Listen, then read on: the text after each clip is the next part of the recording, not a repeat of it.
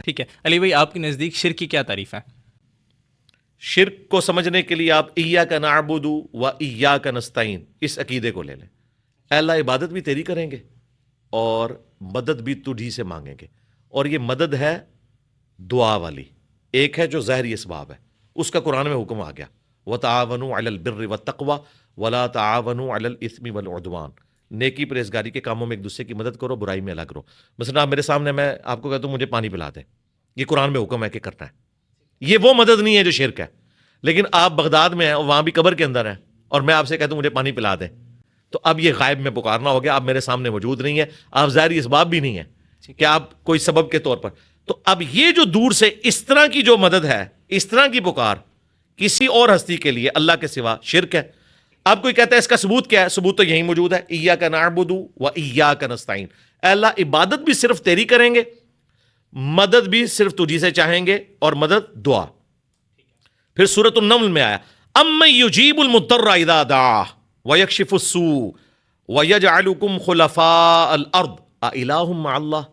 بھلا بتاؤ تو کون ہے جو مصیبت اور پریشانی میں گھرے ہوئے شخص کی فریاد کو سنتا ہے، اس سے اس کی تکلیف کو دور کر دیتا ہے، اور تمہیں زمین پر اگلوں کا خلیفہ کرتا ہے، تمہارے ماں باپ کے مرنے کے بعد تم، تمہارے مرنے کے بعد تمہاری اولاد. االہ مع اللہ، کیا اللہ کے ساتھ کوئی اور معبود بھی ہے جس کی یہ کوالٹیز ہوں کہ وہ دعا کو سنے؟ قلیلا ما تذکرون، بہت کم تم نصیحت حاصل کرتے ہو. سورۃ النمل کی آیت نمبر 62 میں اللہ تعالیٰ نے فرمایا کہ جس کے بارے میں تمہارا عقیدہ ہے نا کہ وہ دعا سنتا ہے، گویا وہ تمہارا خدا ہے. مجھے بتائیں بارش کون برساتا ہے؟ اللہ. ڈیوٹی کس کی ہے؟ فرشتوں کی. ہم بارش فرشتوں سے مانگتے ہیں یا اللہ سے؟ بس فرشتوں سے مانگیں گے تو شرک ہو جائے گا. اللہ نے ڈیوٹی بھی لگائی ہو نا عبد القادر جیلانی کی یا مولا علی علیہ السلام کی، تب بھی ہم ان کو پکار نہیں سکتے، پکاریں گے اللہ کو. یہ ہے اصل میں جھگڑا.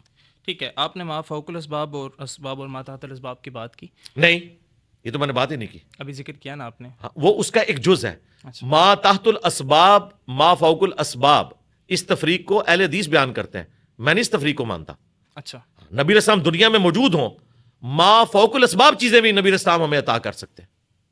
ہاں، بخاری مسلم میں کہ حضرت ابو ہریرہ رضی اللہ تعالیٰ عنہ حدیث سنتے تھے، بھول جاتے تھے. نبی علیہ السلام نے کہا اپنی چادر پھیلا. آپ نے یوں ہوا میں کیا، یوں رکھا، کہا سینے سے لگا لے. اس کے بعد کہتے ہیں میں نہیں بولا. یہ اہل حدیثوں نے بریلویوں کو الجھایا اور بریلویوں نے انہیں جو ہے وہ نیچے گرا لیا. مجھے نہیں کوئی نیچے گرا سکتا. ہم نہیں اس تفریق کو مانتے. ہمارا عقیدہ ہے کہ پیغمبر ما فوق الاسباب چیزیں بھی اللہ کی اطاعت سے دے سکتا ہے. حافظہ ما فوق الاسباب ہے، کسی اسباب میں نہیں آتا حافظہ. نبی علیہ السلام نے دیا.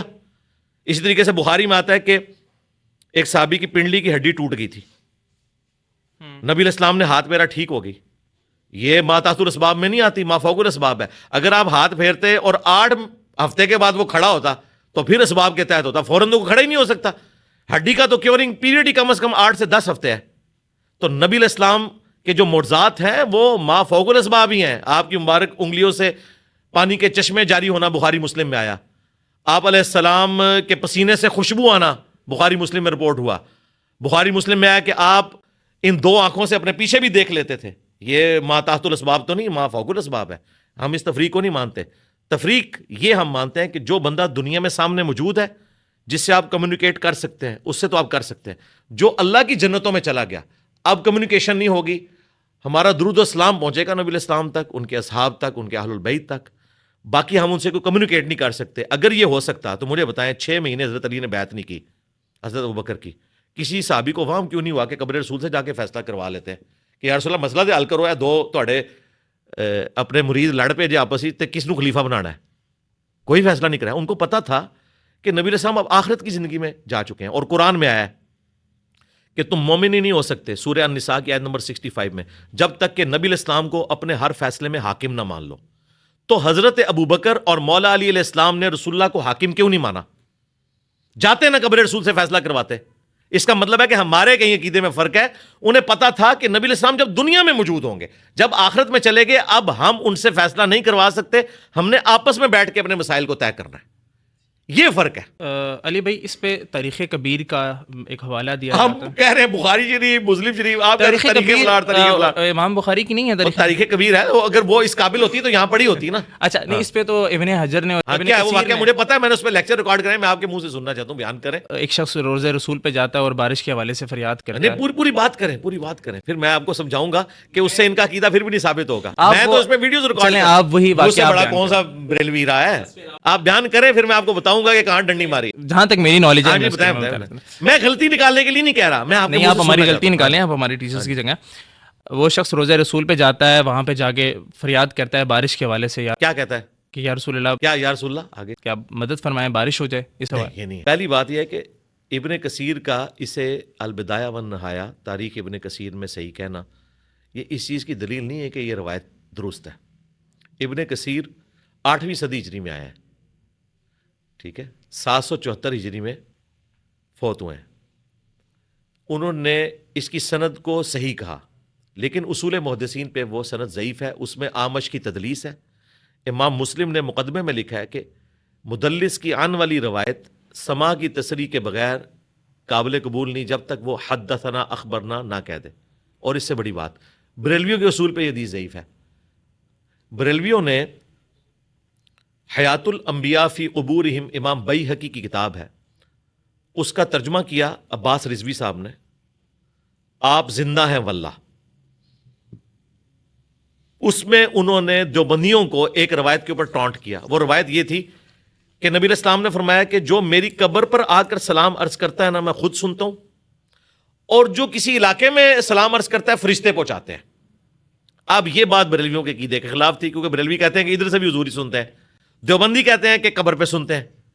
تو پتہ ہے عباس رضوی نے کیا لکھا, انہوں نے کہا اس میں آمش مدلس ہے, ان سے روایت کر رہا ہے, اور یہ پیٹر اصول ہے محدثین کا کہ مدلس کی ان والی روایت سما کی تصریح کے بغیر ضعیف تصور کی جائے گی. یعنی آمش کی تدلیس پہ روایت کا ضعیف ہونا یہ خود بریلوی مانتے ہیں, دیوبندیوں کو کہتے ہیں.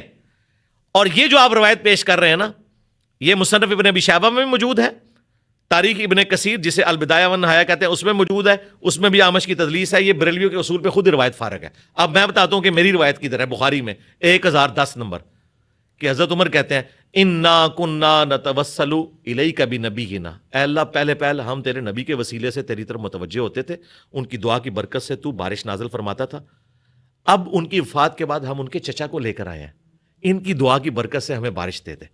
حضرت عمر کو نہیں پتا تھا کہ قبر رسول پہ جا کے میں کہہ دوں یا رسول اللہ بارش کے لیے اللہ کے حضور دعا کریں. اور معذرت کے ساتھ اس روایت میں یہ نہیں ہے یا رسول اللہ بارش دیں, اچھا اس میں ہے کہ یا رسول اللہ سے دعا کریں. وہاں پہ بھی رسول اللہ سے نہیں کچھ مانگا ہوا, لہٰذا یہ ان کے بھی کام کی نہیں تھی روایت. اور اس سے بڑی بات کہ ان کے اصول پہ خود ضعیف ہے. اور اس سے بڑی بات ہمارا عقیدہ حضرت عمر والا تو بخاری میں لکھا ہے 1010 کہ جب تک تیرے نبی موجود تھے ان سے ہم دعا کرواتے تھے ان کے وسیلے سے. اس کا مطلب حضرت عمر نے بتایا وسیلہ یہ ہے کہ جو سامنے موجود ہے اس سے دعا کروانا, جو سامنے موجود نہیں اس سے آپ دعا کیسے کروا سکتے ہیں. ورنہ میں نے کہا کہ اگر یہی بات تھی کہ وہ کہہ رہے ہیں جی فلاں جگہ یہ لکھا ہے, تو حضرت علی اور ابوبکر نے فیصلہ کیوں نہیں خلافت کا کروایا. اس سے بڑی بات اما عائشہ سلام اللہ علیہ 47 ایئرس اسی حجرے میں رہی ہیں جہاں رسول اللہ کی قبر تھی. 58 ہجری میں وہ فوت ہوئی ہیں, 11 ہجری میں نبی الاسلام دنیا سے تشریف لے گئے. جب اما عائشہ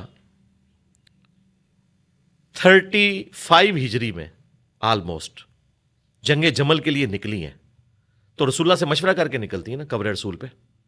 یہ تو کہتے ہیں شیخ احمد رفاعی کے لیے ہاتھ نکلایا تھا, میری ماں کے لیے نہیں تھا ہاتھ نکلنا, جن کی عصمت کا بیان سورہ النور میں ہوا ہے. سیدہ فاطمہ کے لیے تو ہاتھ نہیں نکلا جو رسول اللہ کے جگر کا ٹکڑا ہے. مولا علی جو دنیا اور آخرت میں رسول اللہ کے بھائی ہیں اور مومنین کے مولا ہیں, ان کے لیے تو کبھی ہاتھ نہیں نکلا. اما عائشہ بعد میں پوری زندگی اس حجرے میں رہیں اور روتی رہیں کہ مجھے جنگ جمل کے لیے نہیں جانا چاہیے تھا, تو پہلے حضور سے مشورہ کر کے چلی جاتی. انہوں نے کبھی نہیں کہا کہ میں نے حضور سے مشورہ کیا اور آپ نے جواب دیا.